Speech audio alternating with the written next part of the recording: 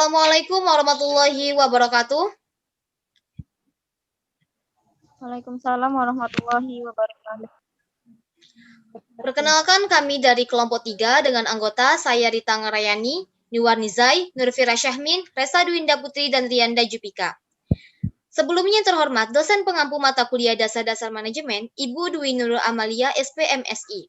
Nah, pada kesempatan kali ini kami akan mempresentasikan mengenai rencana kerja tahun 2021 PT DDM Kelapa Sawit. Adapun latar belakang dari rencana kerja kami yaitu kelapa sawit merupakan tanaman perkebunan penting, yang mana kelapa sawit ini dapat menghasilkan minyak makan, minyak industri, maupun bahan bakar nabati atau biodiesel. Sebagai penghasil minyak sawit, Indonesia berada pada urutan pertama di dunia, kemudian diikuti oleh Malaysia.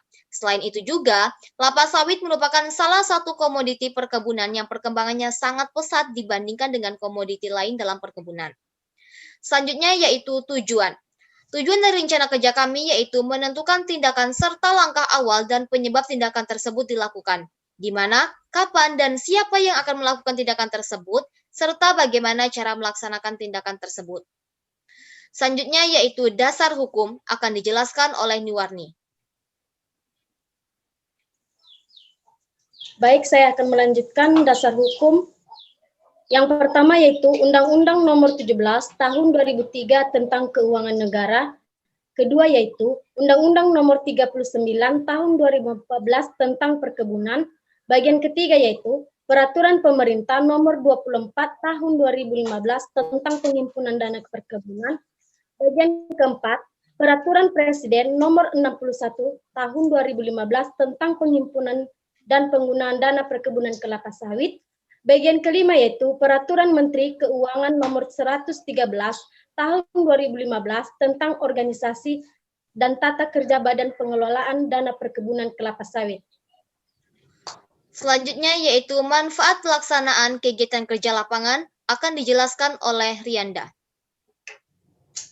Adapun manfaat kegiatan kerja lapangan yaitu yang pertama sebagai salah satu syarat untuk memenuhi tugas mata kuliah dasar-dasar manajemen.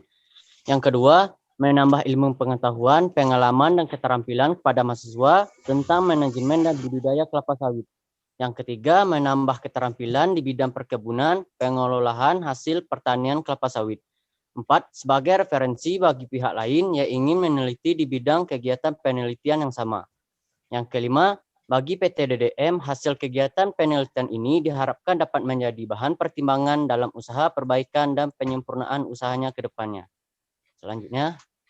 Selanjutnya akan dijelaskan oleh Nurfirash.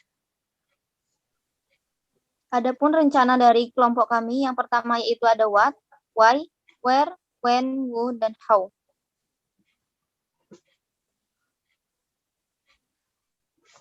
Rencana kerja dari kelompok kami yang pertama, tindakan apa yang harus dilakukan ataupun yang dikerjakan yaitu adalah what. Pertama yaitu 3 faktor yang mempengaruhi produktivitas kelapa sawit adalah pemilihan bibit unggul, pemilihan tanaman, dan teknologi panen. Selanjutnya, adapun kegiatan pemeliharaan tanaman kelapa sawit umur produktif yang dilakukan di daerah penelitian adalah pemupukan, penyiangan gulma, penunasan pelepah daun kelapa sawit, dan pengendalian hama dan penyakit tanaman atau HPT. Yang kedua yaitu, apa sebab tindakan tersebut dilakukan, yakni why. Karena manajemen produksi tanaman merupakan awal yang penting dan mendasar bagi pengelola dan para pengusaha kebun kelapa sawit. Manajemen produksi kelapa sawit berkaitan dengan pengelolaan kebun dari awal pembangunan hingga dihasilkannya tandan buah segar yang sampai di pabrik sesuai dengan kriteria yang ditentukan. Karena pengelolaan yang baik menurut aturan akan memberikan hasil yang baik dan optimal. Selanjutnya akan dijelaskan oleh Resa. Baik, untuk selanjutnya ada where, di mana tindakan tersebut dilakukan. Lokasi kegiatan dilakukan pada PT DDM Kelapa Sawit, Desa Sekijang, Kecamatan Tapung Hilir, Kabupaten Kampar, Provinsi Riau. Lanjut. Kemudian ada when, kapan tindakan tersebut dilakukan. Kegiatan ini kami laksanakan selama 1 bulan, yaitu pada tanggal 21 Februari 2021 sampai 21 Maret 2021. Selanjutnya akan dijelaskan oleh Niwarni. Baik, saya akan melanjutkan. Siapa yang akan melakukan tindakan tersebut?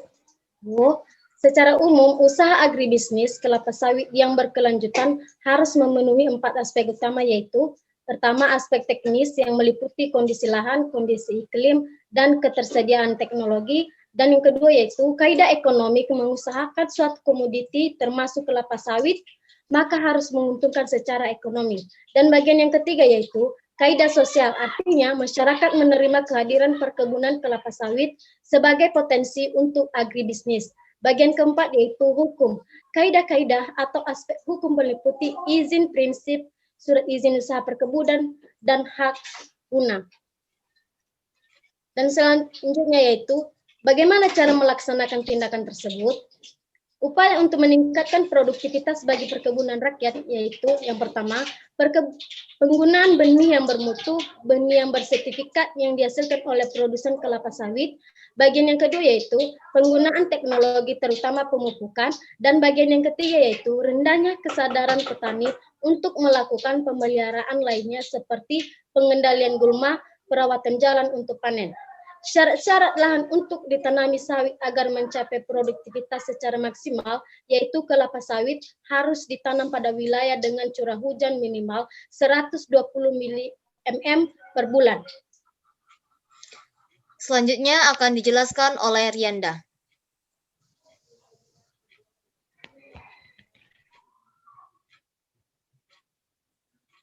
Mohon maaf Rianda, mic-nya.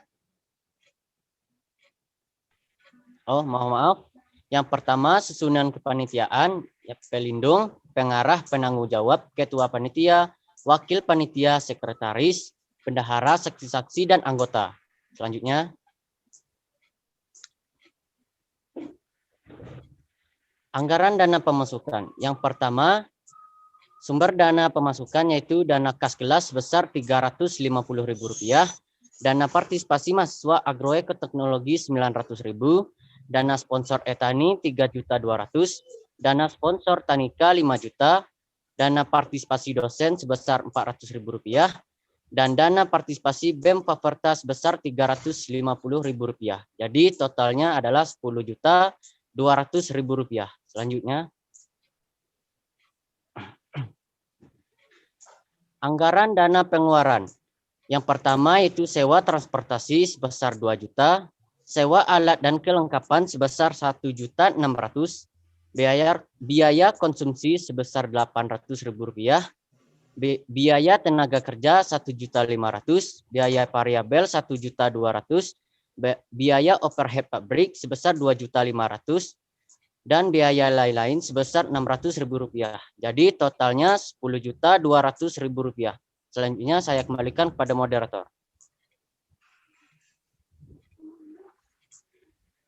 Baiklah, demikianlah presentasi dari kelompok kami. Sebelumnya, apabila ada kesalahan, kami mohon maaf. Terima kasih. Wassalamualaikum warahmatullahi wabarakatuh.